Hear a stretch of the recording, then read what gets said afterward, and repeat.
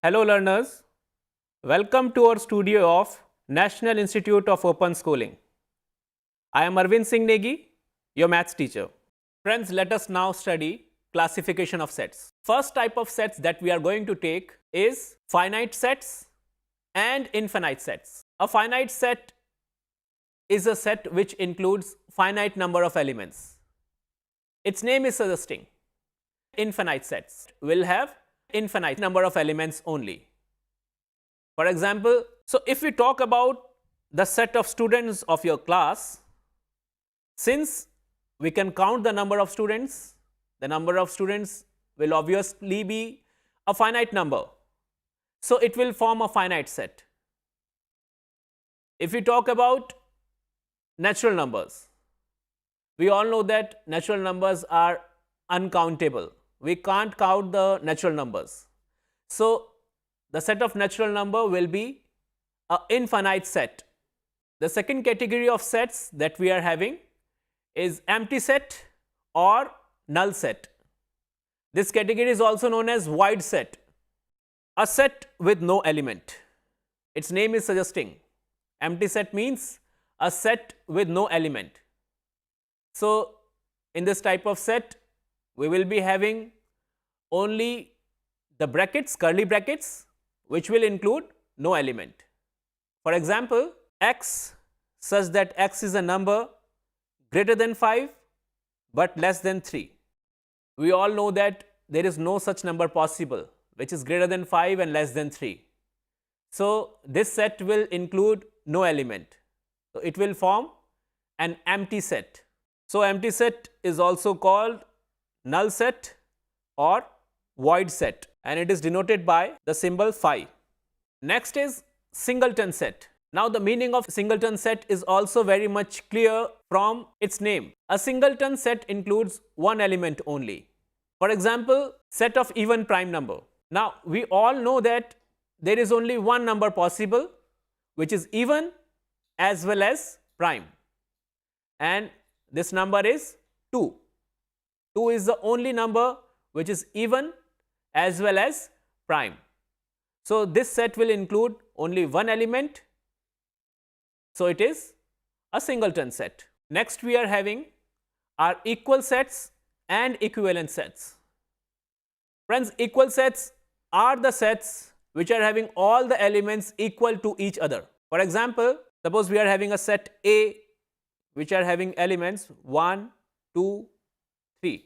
Another set B having elements 2, 3, 1. Now since while writing a set, the order of elements does not matter. So here set A and set B both are having 3 elements which are equal to each other. So these two sets will be equal sets. And if we talk about equivalent sets are the sets which are having equal number of elements, but the elements will be different. They will be equal only in their numbers.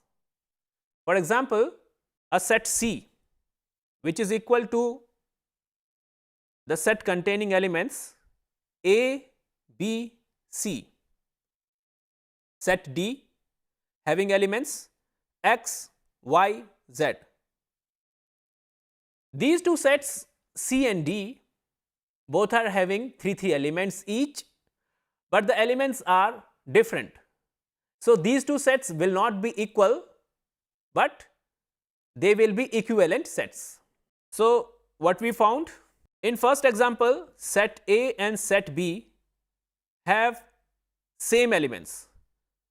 So set A will be written equal to set B, while in example second, the elements of C and D are different, but they are equal only in their number. So C and D are equivalent sets and are written as A equivalent to B. Friends, these two words seems to be similar, but actually they are different. Equal sets will have all the elements equal to each other, but equivalent sets will have only the number of elements equal to each other. Next we are having disjoint sets. Two sets are said to be disjoint if they do not have any common element.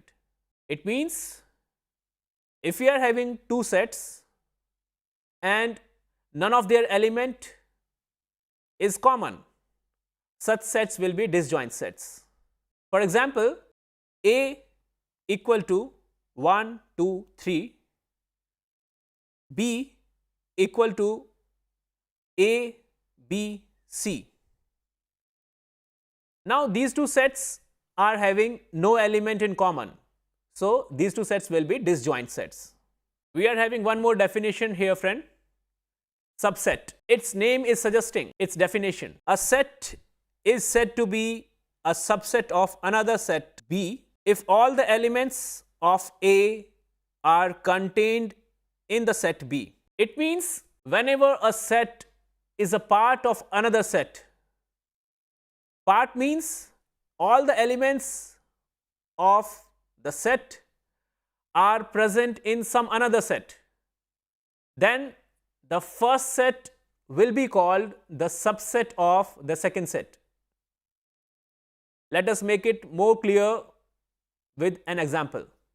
For example, set A is equal to A, B and C, and another set B is having elements A, B, C, D and E. What we are observing here, all the elements of the set A, which are A, B and C, are present in set B. So it means A will be the subset of the set B, and it is denoted by the symbol A subset B. The next definition that we are having is power set. It is a set containing all the possible subsets of a given set, which means we try to find out all the possible subsets of a given set and we will write it in the form of a set. It means we are going to separate these subsets with the help of commas, and we are going to include all the subsets within curly brackets so that it will form a set. Such a set which will include all the possible subsets will be called the power set. For example, set A equal to a set which is having elements A and B. Then the set B, which will include phi means null set A, set B and a set containing A, B. These four are the possible subsets of the set A. So this set B will be the power set of set A, and we denote the power set by PA. So here, since B is representing the power set of the set A, it will be equal to PA, because PA represents the power set of A and here B is the power set of A. So B will be equal to PA. Let us take one more definition. Universal set.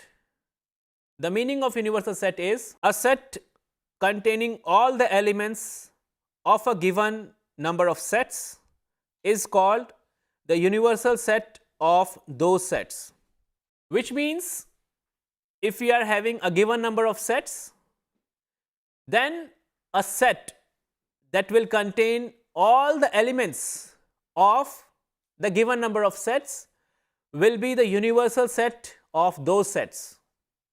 Let us make it more clear with this example.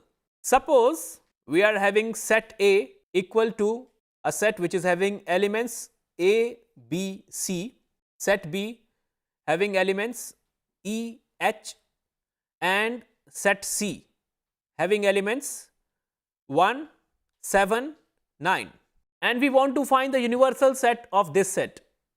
So we should be having a set which should be containing all the elements of these three sets. So if we represent this universal set by U, this set will include the elements A, B, C, E, H, 1, 7, 9. So a universal set contains all the elements of a given number of sets. Let us take one more example. We know that the set of natural number is represented by the symbol n. First set that we are having is the set of natural number. Second set we have taken z, the set of integers. And one more set we have taken, which is q, the set of rational numbers. And we want to find the universal set of these three sets. So this universal set should be including all the natural numbers, all the integers, as well as all the rational numbers. So if we talk about the set of real numbers, set of real number includes all the rational numbers, all the natural numbers, all the integers. So the set of real numbers can be taken as universal set of these three sets because it includes all these three sets.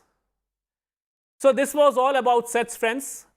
For queries, you can log on to our website, which is www.nios.ac.in.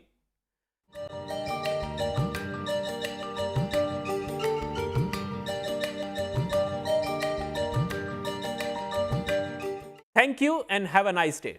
Keep on watching us.